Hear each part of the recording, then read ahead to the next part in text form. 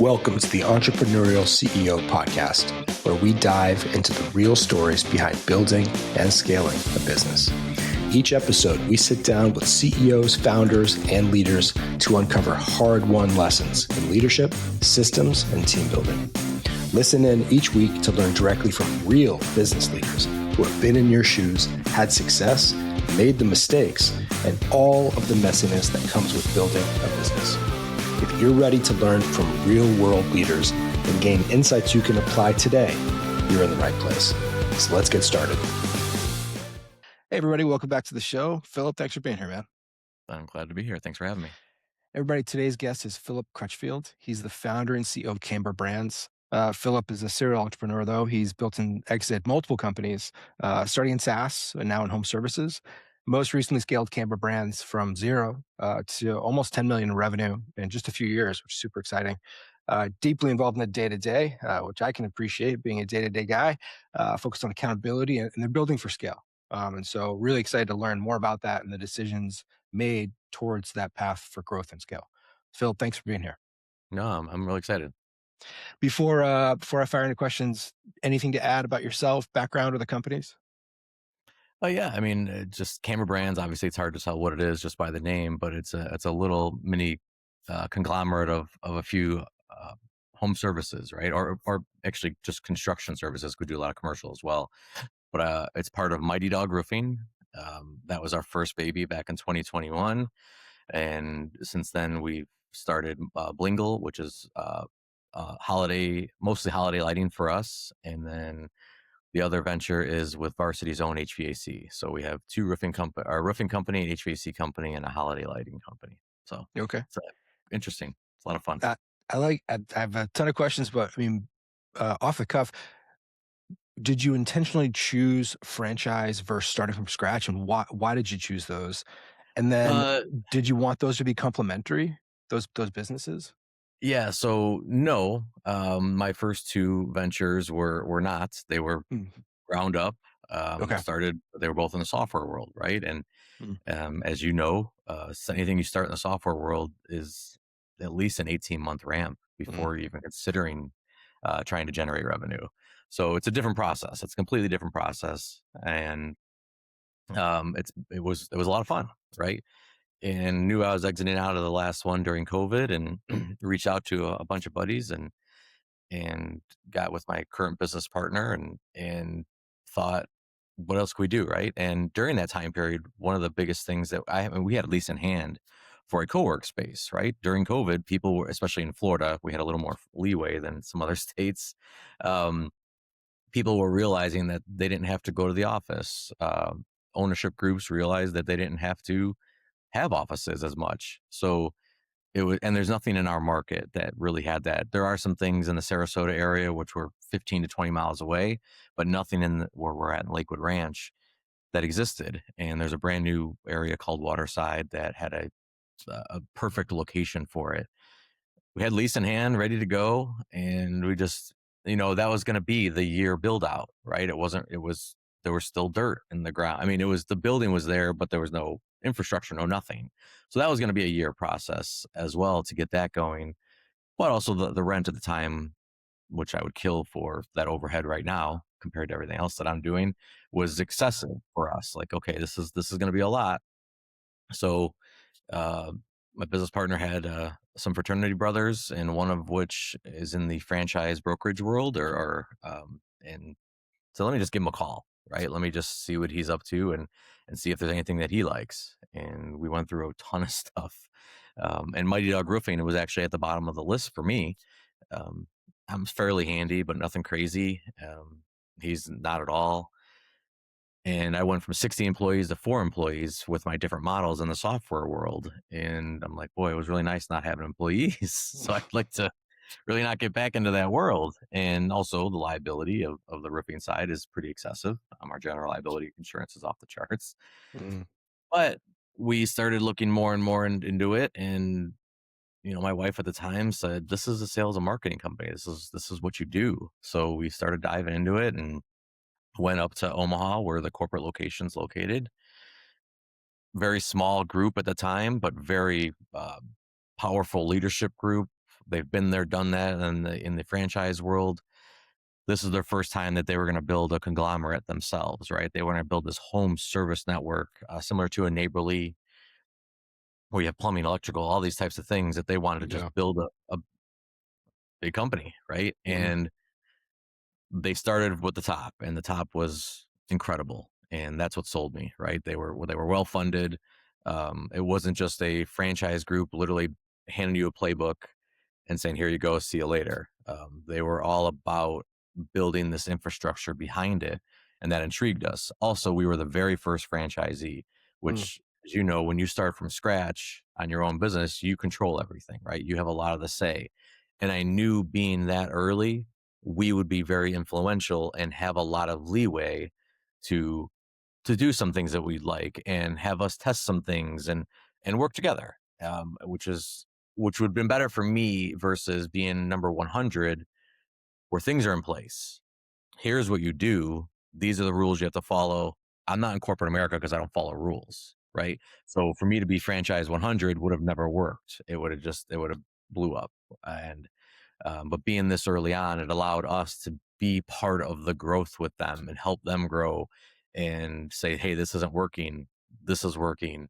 Because you can only have so much knowledge when you don't have anybody in the field yet For sure. performing the the job that you created, right? And so that was a very interesting part for us. That was very interesting for me, coming from building two businesses prior to this, to allowing me to have more flexibility than I would in a standard franchise model. And it's working. I mean, you guys scaled pretty quickly. You grew We did. quickly and scaled within 4 years. What do you attribute that to? Hiring the right people out of the gate. And we started with a plan to build for year 5 to 7, never Mhm. building for the following year or the year after that. We didn't want to buy jobs. That's not what this is about, right? We wanted to build a career, or build a infrastructure, a business that, one, could either be legacy, right? Can I pass down and cash flow it down the line, or is it an exit thing? To be At this point, we still don't have that answer, but we're building it that way, right? So it's not like we're nickel and dime in every single thing out of the gate. We made decisions early on. We didn't look at KPIs initially, right? We needed business. Mm. So we were just learning and learning and learning, and being in the business myself, literally day to day, starting from scratch, the whole time. That was important to me, and because I've done it with my previous careers, right? Unless I'm in it, I don't know what I need, and know what I'm not good at, and know what I'm good at, so I can hire the people around me to complement me. And I never want to be the smartest person in the room, and that's why I bring people in that are way smarter than me in different aspects of the business.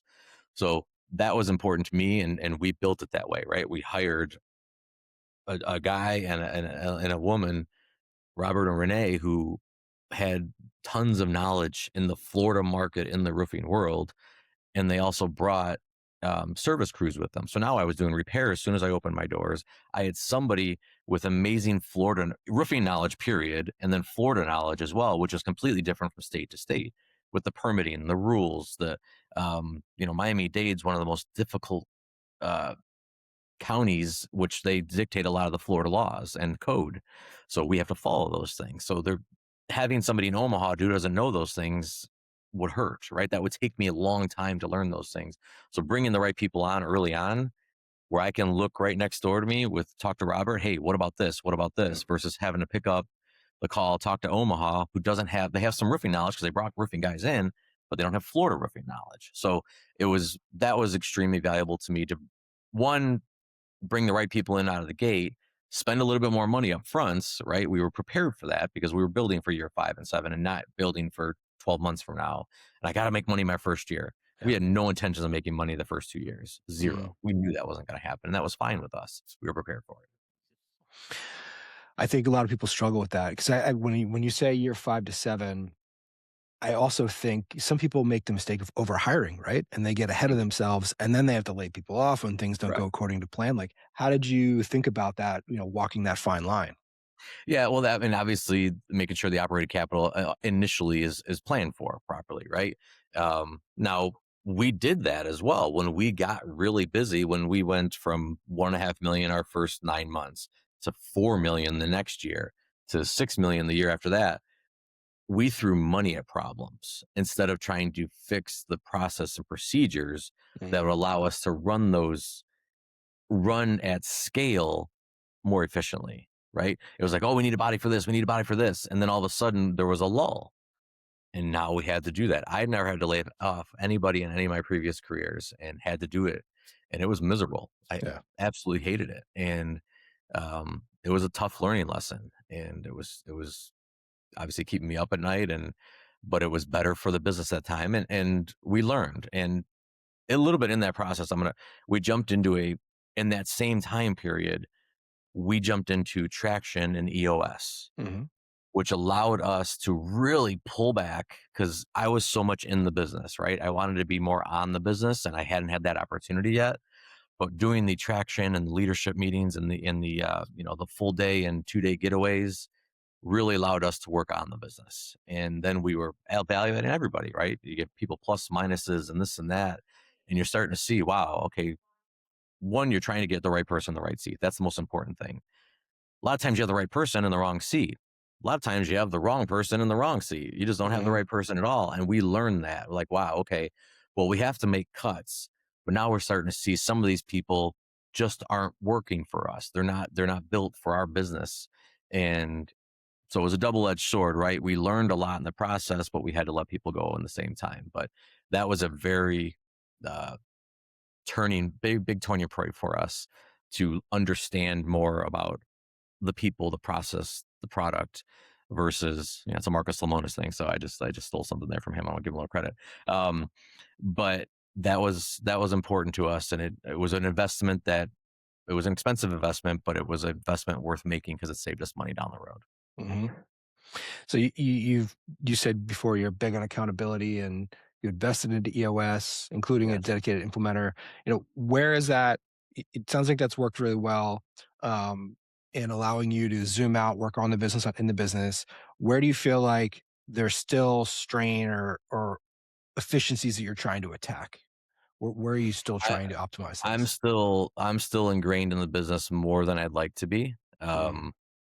And that's just for finding the right person. Just haven't found that right person to allow me to step back a little bit more. Now I have a great mid-management team, like an amazing mid-management team. Like they can handle things a lot on their own.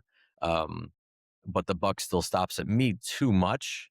I'd like more decisions to be made outside of me. And then, I want to give people the rope, whether to hang themselves or to be free and make decisions, right? Because nobody will grow that way unless I'm allowing that to happen. And I want that to happen.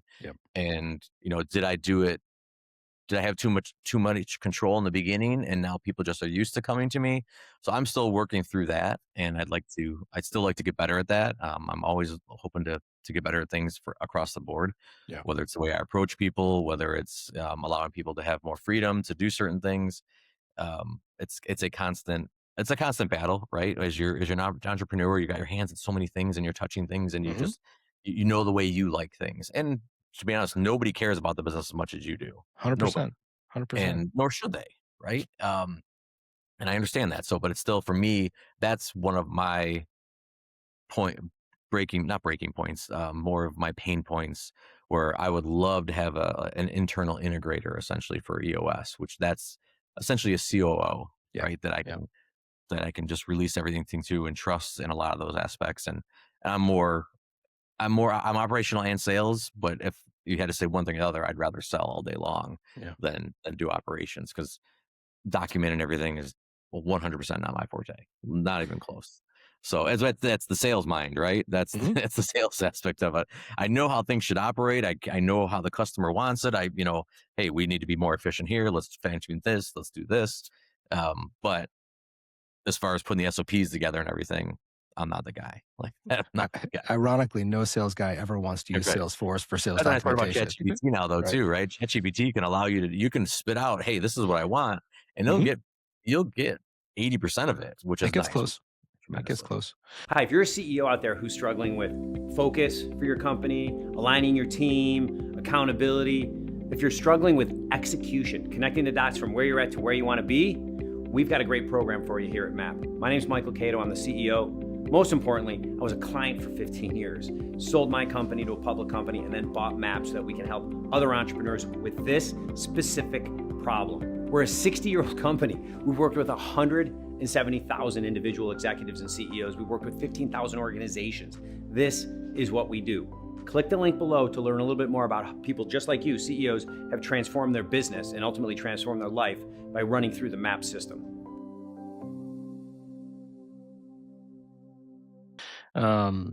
I think that's a classic delegation empowerment issue that founders, you mentioned, right? Like startup founders, entrepreneurs, they struggle with because they've done everything themselves. And then I think people do look at you like, okay, that's his decision. And it's hard to then change that. You have to be really intentional about it. Yeah. We teach that a lot at MAP.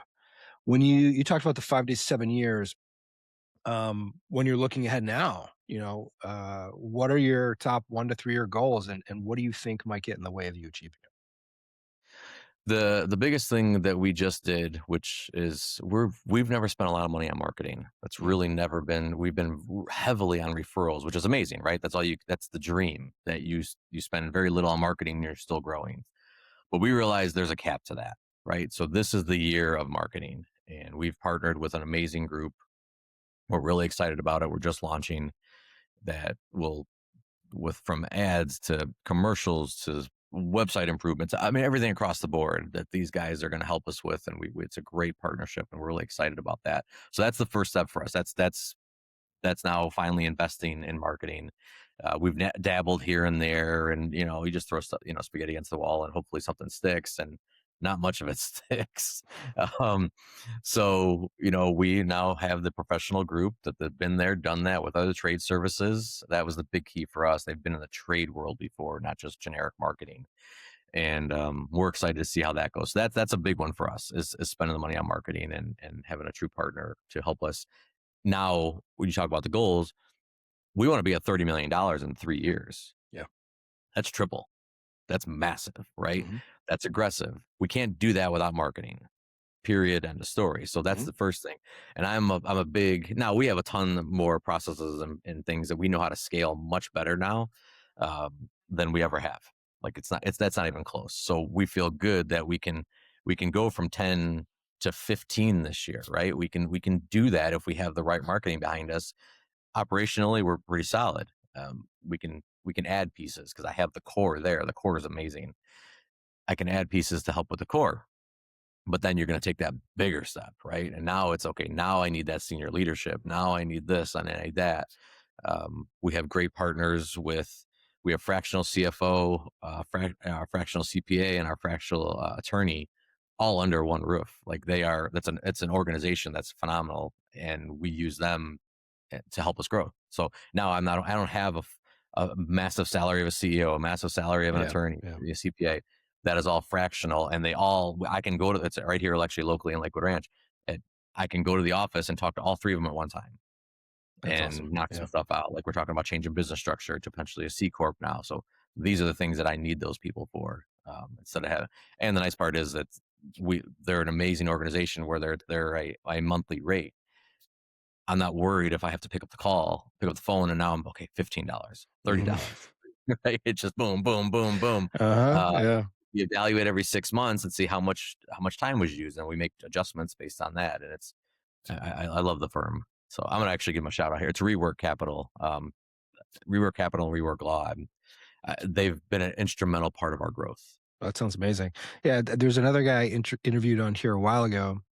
He has a law firm, and he flipped the model. Instead of doing the hourly rate, he said that's sort of broken, right? Because I'm charging an hourly rate, but like you're incentivized not to call me because you don't want to run up a bill. Exactly. So he does a retainer. I think it was a couple grand a month or something like that, whatever the fee was. But you're able to use them as much as you'd like, similar to what you're mentioning. And it's true. Like when I talk to my lawyer, man, the bill is brutal, right? Like every 15 minutes, every minute, it's just boom, boom, boom. Like, so I think that makes a lot of sense. So that's a big part for us. Updating our terms and conditions, making sure we're buttoned up, legally, financially, everything. That's a big part of the growth. If we don't have that, we'll never be able to grow. And then if there is an exit, we're clean. right? We have a Right. great infrastructure. We have great process and procedure. The numbers look great, at least great, relative, but they're clean. How about that? They may not look great. They may not look It good, just but makes things so much easier in diligence, right? Makes correct. things so much easier. So Correct. you mentioned leadership a few minutes ago, and you've got great middle management. As you've hired the right people, and as you're growing the team and thinking about going from 9 to 10 to 15 to 20 to 30, you have to bring on more people. How are you developing your people to take on things and be accountable and run the systems and take ownership? How do you approach that? We grow within. That's one of the biggest things that we do. Obviously, I mentioned Robert early on.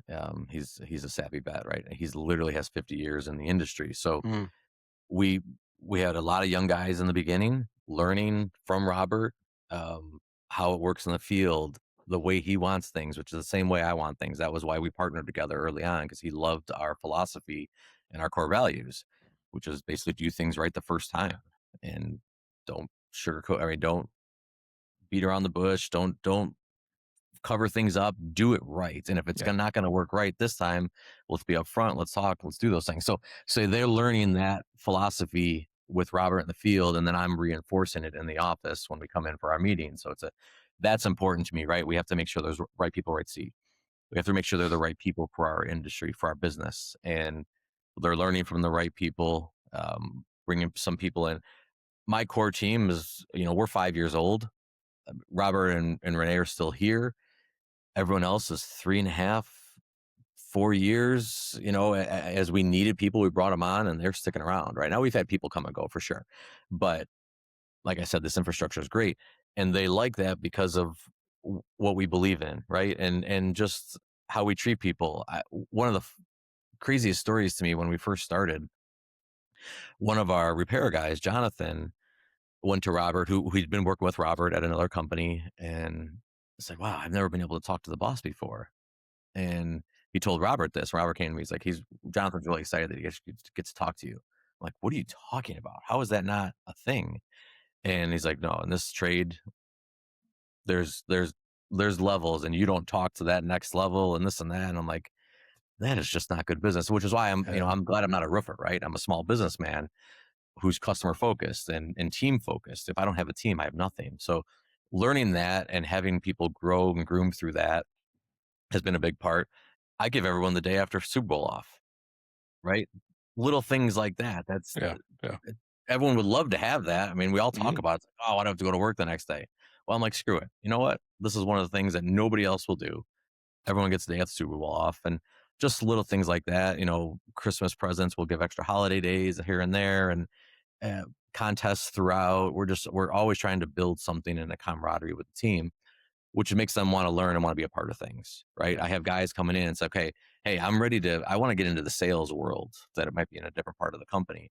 Okay, great. Well, let's talk through that. How is this process going to look? What are you ready for? Let's talk about an exit. How will you leave your role here and then come into here? So Mhm. uh, I'm always open. If somebody wants to change roles and it's for the best of them and the best of the company, great.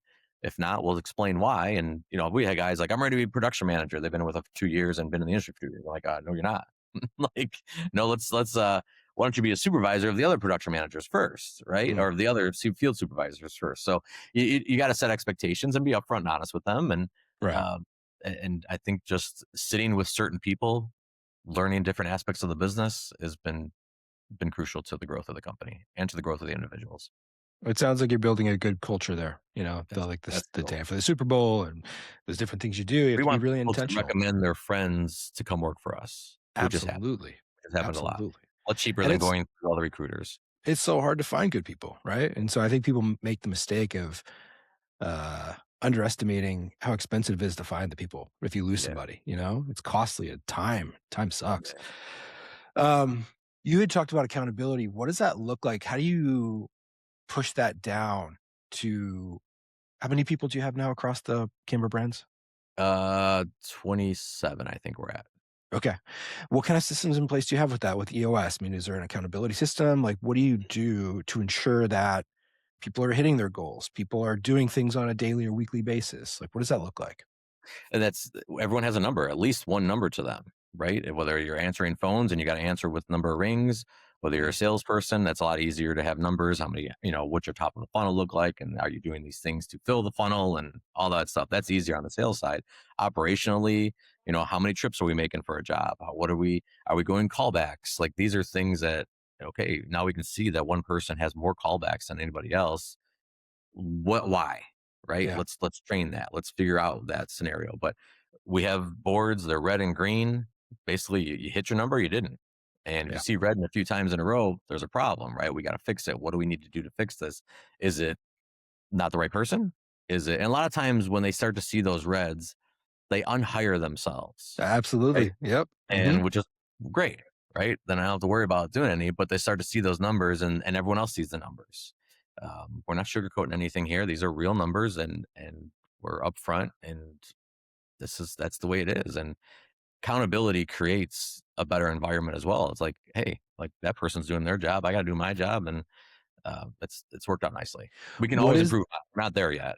Believe me, it can always get better. There's always an improvement process. What is the rhythm to review that? Because I agree that those meetings, and we always say, like, it takes the person. It's not a personal thing, right? It's just, hey, we agreed to, this is the standard, and we're going to hold you to that.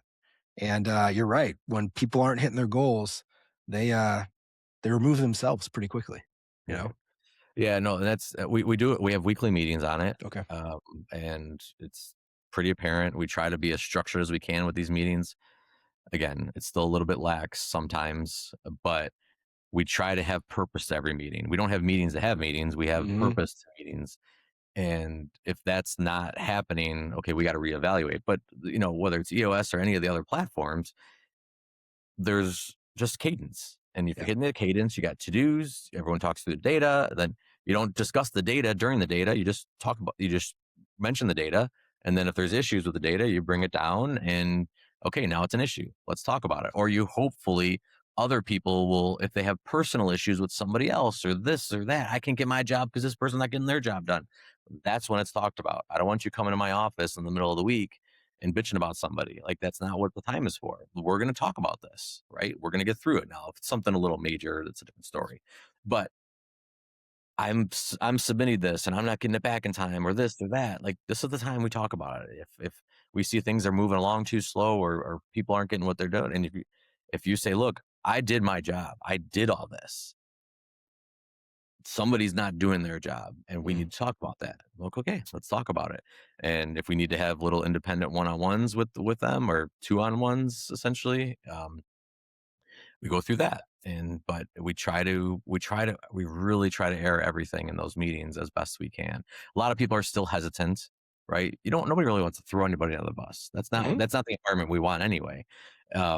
But there's a right way to do certain things, and we're just trying to get through that and talk with that.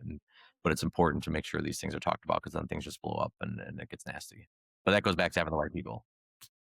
That's right. If you have the right people, they don't get defensive, and you can have those productive discussions.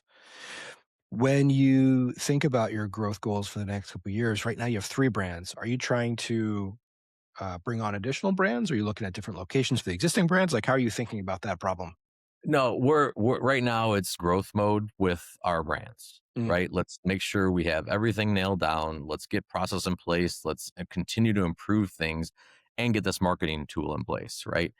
Once we start to see that, we just took over another part of a Mighty Dog territory. So we have grown territory wise with Mighty Dog, and that might be one. If unfortunately, if other locations aren't doing great, there might be opportunities there. But there's no geography plan right now. There's no additional services right now. It is get really good at what we're doing, become even more efficient, get rid of the ebbs and flows. We want to see more of this, right? Yeah. Once we start to see all that, then it's a different story. I have the ability to add windows inside of Mighty Dog, which I would love to do, just not now, right? That's a whole nother service. It's basically another business. It is another business, just happens to be under the Mighty Dog name. So there are things that I can still do. I can still add gutters, which we tried once. Could not find people to operate the gutter machines properly. And then we were losing money hand over fist, and gutters is a very profitable business, very profitable. We couldn't make money on it, so we just sold the gutter machines. Like, we just made that decision. We got to get rid of them. They're let's get the cash flow back out of them, and we'll try again down the road when we're ready. Yeah. But that was one we tried, we lost, and we moved on. But we got to make those decisions quickly. I like that a lot. And I want to stop there for a second because I think sometimes people struggle with that. The rapid testing, number one, but also the quick decision making. So we talk about having triggers in place. So, okay, if we're looking at the gutter business, for example, by this date, I want to see this metric, or I want to see this growth, or some signal that it's working, or we're going to take X action, right? So you like list out the triggers. So there's clarity amongst the team. Okay, we're testing this, but it may not work. And here's how we're going to evaluate whether to pull the plug or whether to move forward. How did you guys go about it? How did you figure, as a team that, hey, this isn't working? We had great guys, right? And we'd bring in the service partners would come in and help train a little bit. But these were never gutter guys, right? There are guys that just know how to run gutters. They know how to do corners. They're good at it. I couldn't pull them away from anybody else. We kept trying to get our guys to do it. The ramp was just way too long. We tried different things. We tried this and that. And it's like, all right, wow, we are getting our ass kicked on gutters. Like, what are we doing? Like, yes, if it worked, it would have been amazing, right? We had a trailer, gutter machine. We could do 6-inch gutters, 7-inch gutters for here in Florida for tile roofs and everything. We mapped it out. Great. We just couldn't execute it. Yeah. And once we went through a couple of trials with different people, tried to hire a bunch of people, never really can get them over the rates that these people wanted. Maybe it was worth it if we would have paid for those and learned the business a lot better. But just some of the rates were just astronomical, and it would have been tough to even make money with the rates that they were charging. So we just decided to pull the plug. But it sounds like maybe you'll go back there in the future. Yeah, no, I think we will once we nail down other processes. Once we're more consistent, and we have to plan, which we're a retail roofing company. We have to plan as if there's not going to be a storm for 5 years. We're not storm chasers. Never will be. We'll work with we'll get 400 to 500 calls a day. So we have to be able to scale to that when it happens, right? Which we AI in place now. We have a lot more things in place that we can scale. But I want to make sure we can build our business as if we have no storms for 5 years, and that storm comes, it's obviously becomes more profitable for that year. But that runs out, and then you got to wait again. So if we can be successful and profitable without storms, that's the perfect scenario. And now when storms come, we're even better. Yeah, interesting. Well, Philip, this has been awesome, man. I really appreciate your time spending with us. Before we wrap up, where can folks go to learn more about the brands or potentially connect with you? Yeah, no, I mean, the easiest thing is go to camberBrands.com. That we have all 3 brands listed on that one website. It's simple, and unfortunately my mug's there with a bio. So you'll see me, and I actually think I'm even wearing the same jacket. But yeah, that's the easiest way. Go to camberbrands.com. I'd love to chat. I love talking to other business people, whether I don't care what trade they're in or what business they're in.